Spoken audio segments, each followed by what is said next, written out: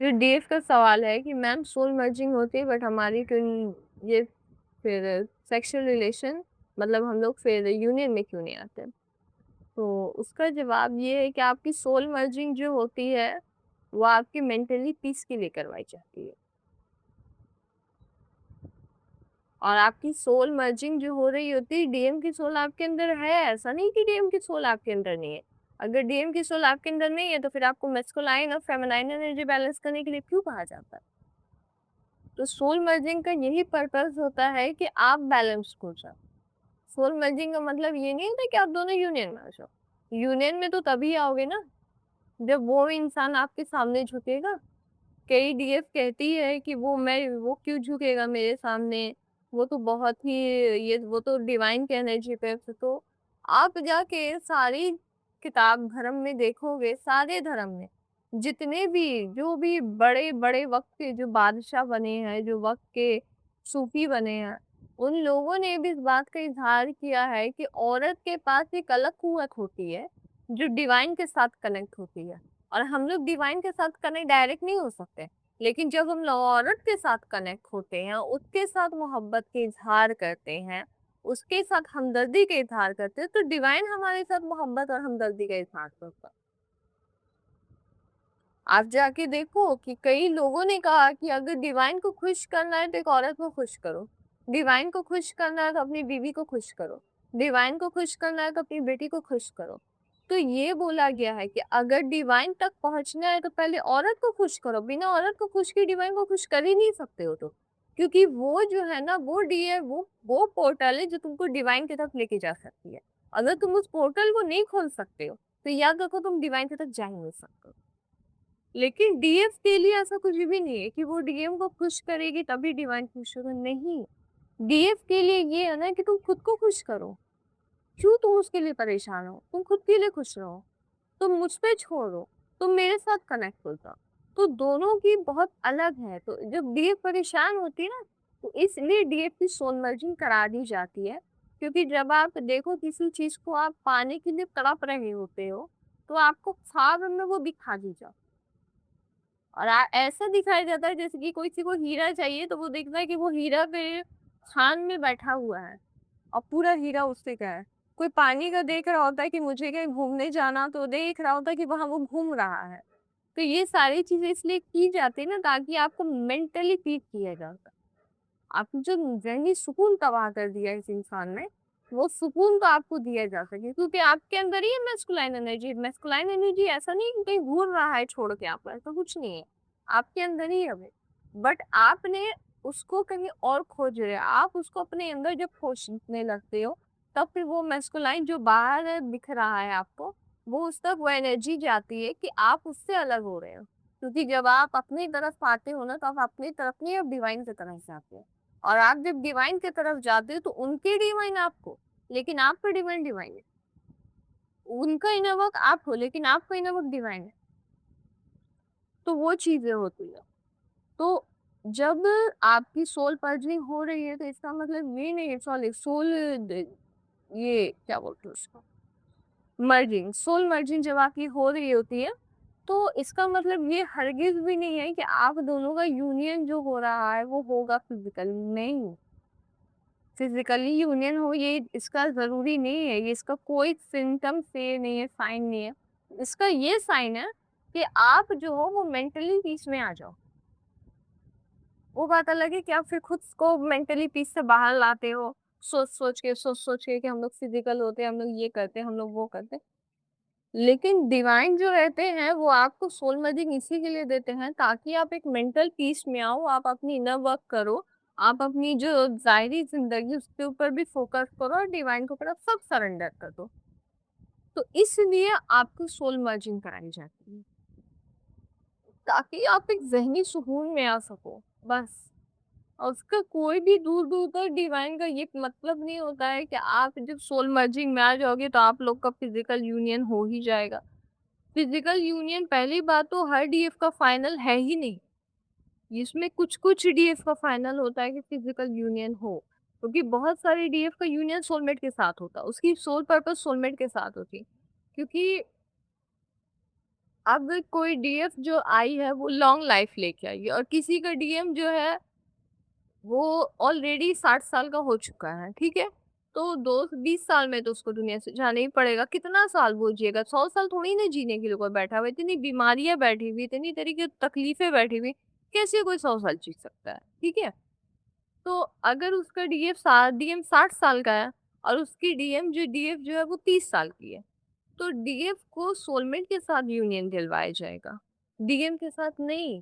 क्योंकि डिवाइन का अभी जस्टिस क्लियर है, ठीक है, कि आपको वो चीज नहीं दिया जाएगा जो चीज आपको तकलीफ दे, आपको वो चीज दे जो आपको सुकून दे। क्योंकि डीएफ के लिए सिर्फ एक नहीं होता ना, एक सिर्फ सोल लाइफ नहीं होती ना, फिजिकल लाइफ भी होती। अगर आप 30 साल के हो गए, एक 60 साल के बुढ़े के साथ आपने शादी कर ली, आप लोग फिजिकल कंडीशन क्या हो गया, आप थोड़ा सोच लेना।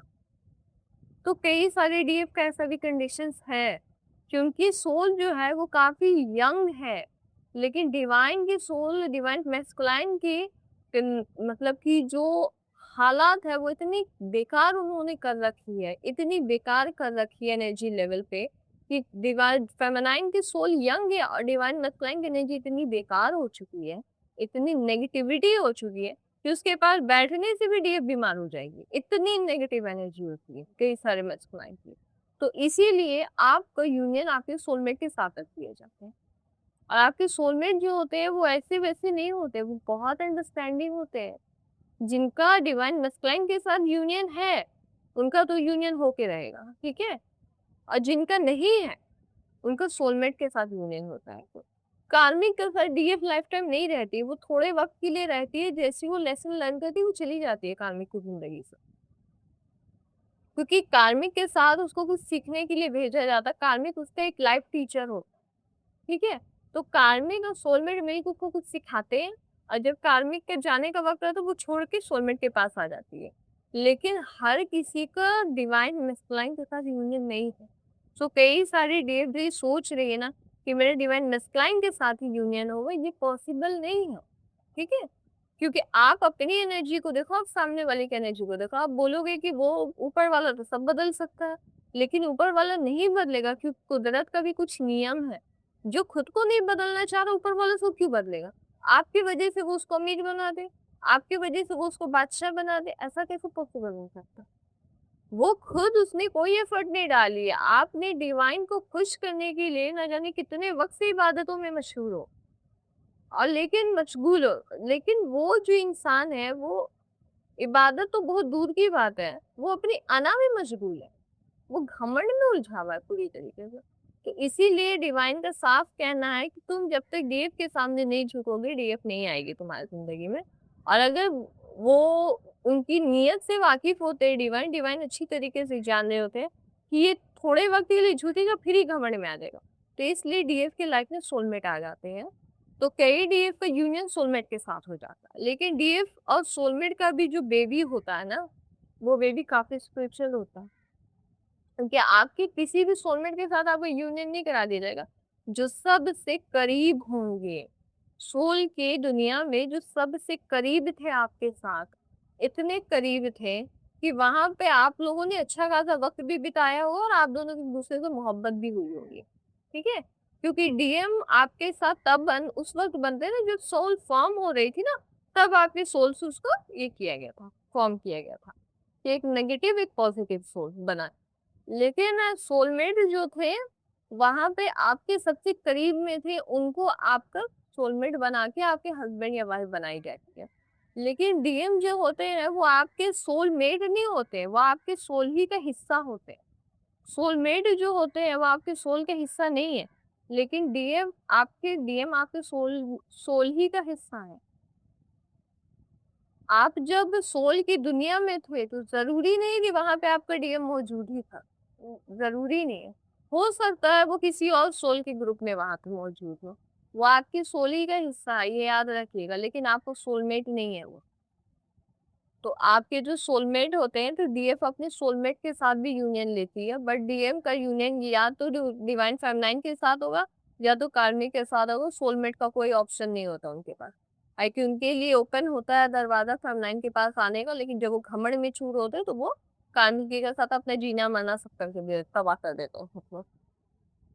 और कई फिर ये कहती है डीएफ कि तो वो मैं आप लोगों को नेक्स्ट वीडियो में बताऊँ, क्योंकि वीडियो बहुत लंबा हो चुका है। उम्मीद करते हैं आप लोगों को समझ में आ गया, और जो नहीं समझ में होगा फिर आप लोग कमेंट में सवाल अपने रख सकते हैं, मैं आप लोग को जवाब दे देती हूँ।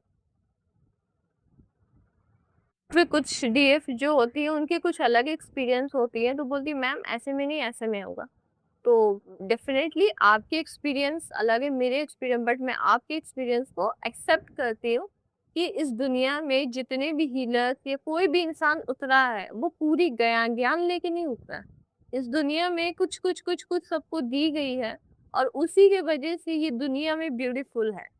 क्योंकि हर कोई डॉक्टर नहीं है, हर कोई इंजीनियर नहीं है। कोई डॉक्टर है तो कोई इंजीनियर है, तो कोई साइंटिस्ट है, तो कोई लॉयर है। तो सबकी अपनी अलग अलग नॉलेज है। सो कुछ डीएफ मेरी बातों पे इस तरीके से सवाल खड़ा कर देती है कि मैम ऐसे में नहीं, ऐसे में है। तो सो डेफिनेटली ऐसे में ऐसे हो सकता है। मैंने अभी तक वैसे में वैसे नहीं देखा, इसलिए मैंने उस पॉइंट ऑफ व्यू से मैंने नहीं कहा, लेकिन आपने कहा है तो आई एक्सेप्ट योर पॉइंट। क्योंकि डीएफ का मतलब ही ये होता है जो दुनिया को 360 डिग्री के देख एंगल से देखे, ना कि एक एंगल पकड़ ले 90 डिग्री या 180 डिग्री, वो 360 डिग्री को वो माने, और वो हर सोच को वो समझे और हर सोच को एक्सेप्ट करे। उसी को कहते हैं डीएफ कि हर किसी को समझने की वो सलाहियत रखती है, और उसी को कहते हैं डीएम जो पूरी दुनिया को में समझते हैं कि सबसे बड़ा ज्ञान मेरे पास है और मेरे साथ ज्ञान किसी के पास भी नहीं है। तो डीएफ हमेशा जानती है कि वो अवेयरनेस है, लेकिन वो सीख रही है, अभी उसकी लर्निंग कंप्लीट नहीं हो चुकी है। वो जब तक इस रूहे जमीन पे है, जब तक अर्थ पे, तब तक वो लर्निंग लेसन पे है, तब तक वो सीख रही है। जैसे ही वो इस दुनिया से चली जाएगी, उसकी सारी की सारी आत्मज्ञान उसके पास वापस आ जाएगी। उसकी सोल उसको सब कुछ सिखा देगी उस वक्त जब वो इस दुनिया से जाएगी, लेकिन जब तक वो इस दुनिया में तब तक वो सीखती रही है, वो लेसन लर्न करती है।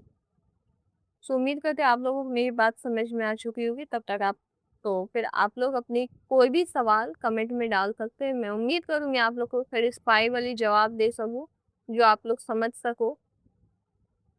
तो फिर मिलते हैं हम लोग नेक्स्ट अपडेट में। तब तक आप लोग ध्यान रखें, खुश रहिए, और वीडियो को सब्सक्राइब, चैनल को सब्सक्राइब कर दीजिए, वीडियो को लाइक कर दीजिए, ताकि आपको कोई भी इंफॉर्मेशन टाइम पे मिल सके ट्विन फ्लेम रिलेटेड।